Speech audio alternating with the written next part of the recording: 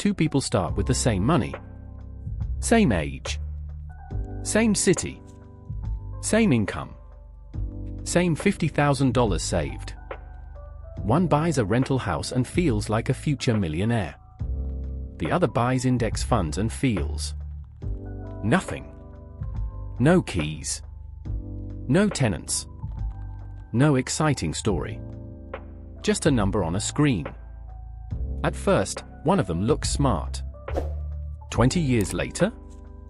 The truth is a lot more uncomfortable. Because this is not just a fight between real estate and the stock market. This is a fight between control and freedom. Between visible wealth and invisible growth. Between the investment that makes you feel rich and the investment that may quietly make you actually rich. And when you count everything, not just the money, but the time, stress, risk, and hidden costs, the answer gets a lot uglier and a lot more honest. Hey, I'm Elon. And on this channel, we talk about money in a way that actually makes sense. No fake flexing. No guru nonsense. No this one trick makes you rich garbage. Just the truth, broken down simply. And today, we're comparing two of the most popular wealth-building paths in the world. Buying a rental property versus investing in index funds. People argue about this constantly. Real estate people say, stocks are too risky. Stock market people say, real estate is too much work. Both sides usually show you the shiny part of their strategy. Very few people show you the full bill. So today, that's exactly what we're doing. We're counting all of it. The money, the time, the hidden costs, the emotional cost, the real-life trade-offs. Because the answer only becomes useful when you stop counting like a salesman and start counting like your future depends on it. Let's build this from the ground up. Imagine two people. We'll call them both Elon. They both make about $55,000 a year. They both live in the same city. They both saved $50,000. Same starting line. The first Elon buys a rental house. He uses the $50,000 as a 20% down payment on a $250,000 property. Nothing fancy. Just a normal 3-bedroom house in a decent neighborhood. He gets a 30-year mortgage at 7%. His payment lands around $1,330 a month. Then he finds a tenant willing to pay $1,800 a month. So he looks at the numbers and thinks, okay. Mortgage is $1,330. Rent is $1,800. That's almost $470 a month left over. That feels amazing. The second Elon does something much less exciting.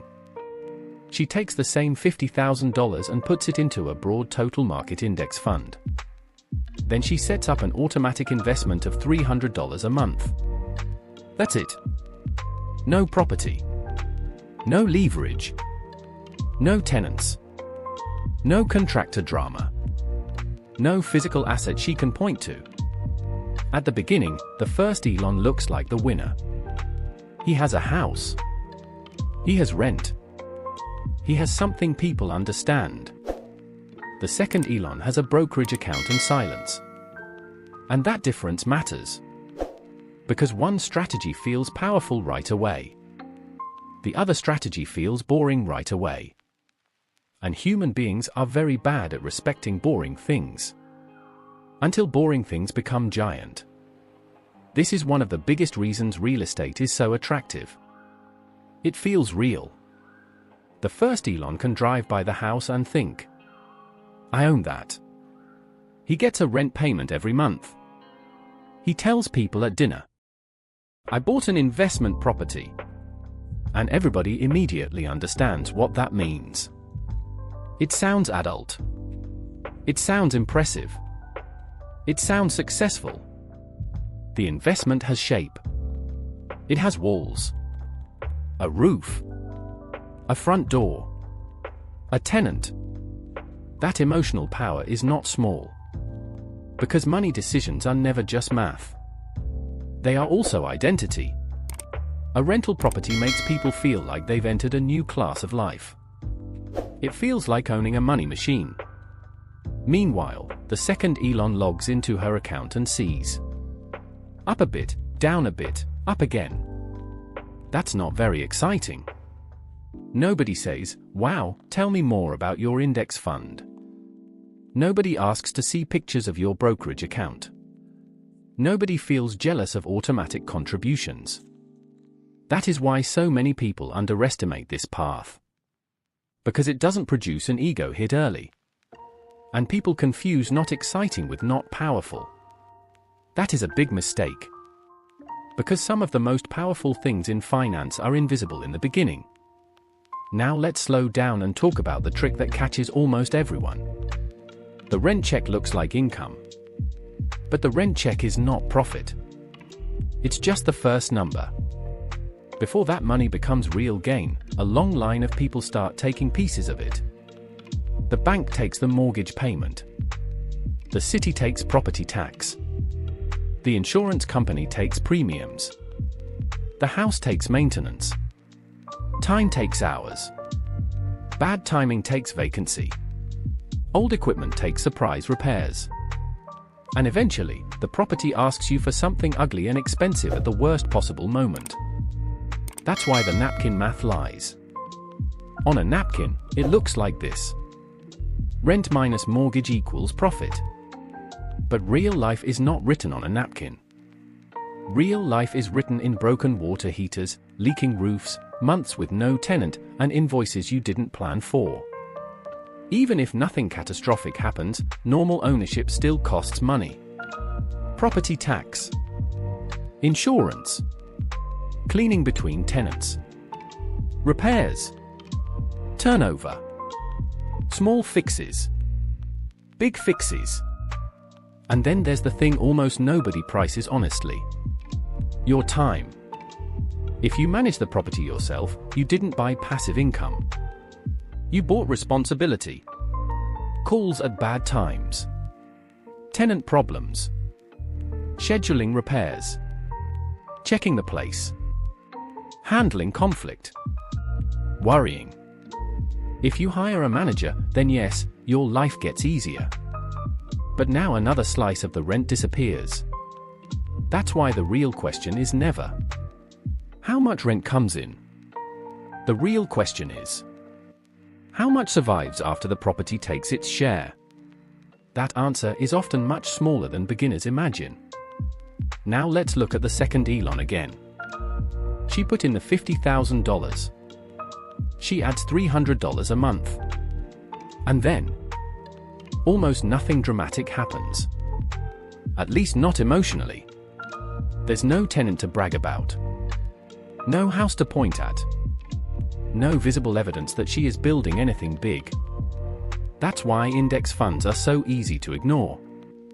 But this is where patience becomes a superpower. Because the stock market doesn't usually impress you in year 1. Or year 2. Or maybe even year 3. At first, it feels slow. That's normal. At the start, your contributions do most of the work. Then, little by little, the growth begins growing on top of itself. And that is when the curve starts bending upward. Compounding is like rolling a snowball downhill. At the top of the hill, it looks small and unimpressive. But the longer it rolls, the more snow it picks up. Eventually, it becomes something that would have looked impossible at the beginning. That is why simple investing wins so often over long periods. Not because it looks better. Because it quietly becomes heavier than people expect. And it does it while asking for almost nothing from your daily life. No tenants. No lawsuits. No repairs. No midnight emergency. No single neighborhood deciding your future. Just time. Discipline. And repetition. Now let's be fair. Real estate has one very powerful advantage. And it's the reason so many people love it. That advantage is leverage. The first Elon used $50,000 to control a $250,000 asset. The second Elon used $50,000 to buy $50,000 worth of investments. That difference matters a lot. If the property rises in value, the first Elon benefits from growth on the whole house, not just his original cash. That's a huge force. This is why real estate can create serious wealth. You are using the bank's money to amplify what happens next. When that works, it works beautifully. But leverage is like electricity. Very useful. Also dangerous if you pretend it's harmless. Because leverage doesn't only magnify upside. It also magnifies pain. A market slowdown hurts more. A vacancy hurts more. A repair hurts more. Bad timing hurts more. And this is where a lot of people get confused. They see real estate success stories and think the house made the person rich. Sometimes that's true. But often, what really made the outcome powerful was the leverage. And leverage is not free power. It's borrowed pressure. That pressure can build wealth. It can also build stress. Now let's jump forward. After 10 years, something surprising happens. The two paths may not be nearly as far apart as people expect. The first Elon has probably built real equity. The property may have appreciated. The mortgage balance has gone down. Rent may have risen. That's real progress. But by now he has also paid for years of ownership friction. Maintenance, repairs, vacancy, taxes, insurance, unexpected headaches. And if he managed it himself, he also paid with hours of his life. The second Elon has done something much less dramatic. She kept investing. She kept waiting. She kept ignoring the urge to make the process more exciting. And now the portfolio may have grown into something very respectable. No leverage. No property. Just steady accumulation plus compounding. And here's the uncomfortable truth. By year 10, the landlord and the quiet investor may be shockingly close in total wealth. Maybe the property owner is a little ahead. Maybe not. But if the numbers are close, then the question gets much deeper. Because now we're not just asking, who made more? We're asking, what did each person have to give up to make it? One path demanded management, risk concentration, debt, and stress. The other path demanded patience, emotional control, and faith in a process that felt boring. Those are very different prices. Now let's move all the way out. 20 years. At that point, the first Elon may own a property worth $450,000 to $500,000, maybe more depending on the market. That's serious. And yes, that matters. The second Elon may also have a portfolio in that same general range, maybe $420,000 to $500,000, or even higher if her monthly contributions increased. Now stop and think about what that means. It means the loud investment and the quiet investment may end up in the same ballpark. That surprises people. Because one of them felt active, impressive, and productive the whole time. The other one felt passive and almost invisible. But the scoreboard can still end up looking very similar. And if that happens, then the final answer is no longer just about dollars. It becomes about lifestyle. One person built wealth while carrying a second job in the background. The other person built wealth while keeping their evenings. One person had concentration risk in one asset, one location, one property. The other person owned thousands of companies through the market. One person had more control. The other had more freedom. Neither path is automatically better. But they are not the same kind of journey. And that matters. The real lesson is not, real estate is bad. It isn't. And the real lesson is not, index funds are always better. They aren't. The real lesson is this. An investment is not just about what it returns. It's also about what it demands from your life. That's the part people leave out. Rental property can absolutely be amazing if you understand the business, you run conservative numbers, you budget for ugly surprises, you are comfortable with leverage, and you don't mind the work. Index funds can absolutely be amazing if you value simplicity, you want diversification, you want liquidity, you want to protect your time, and you trust long-term compounding more than the thrill of control. So the trap is not choosing one over the other. The trap is choosing either one because somebody on YouTube made it sound easy. Because easy is usually marketing. Not truth. Not math. And definitely not your real life. So let's go back to the beginning. Two people. Same money. Same city. Same age. Same shot. One bought the house. One bought the market. At first, the landlord looked smarter. At the end, the boring investor didn't look boring at all. And that's the deeper truth. Wealth is not only about the thing that grows fastest on paper. It's about the thing you can actually stick with for 20 years without quietly wrecking your peace, your time, or your sleep. That means the smartest investment is not always the one with the loudest upside. Sometimes it's the one that fits your real personality, your real life, and your real tolerance for hassle.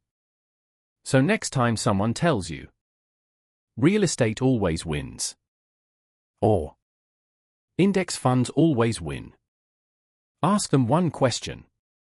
Did you count everything? Because the answer that counts everything is the only answer worth trusting. If this changed the way you think about investing, subscribe. Because on this channel, we don't just compare money strategies. We break open the hidden math underneath them. And in the comments, tell me this. What would you choose, more control with more stress, or more freedom with less control?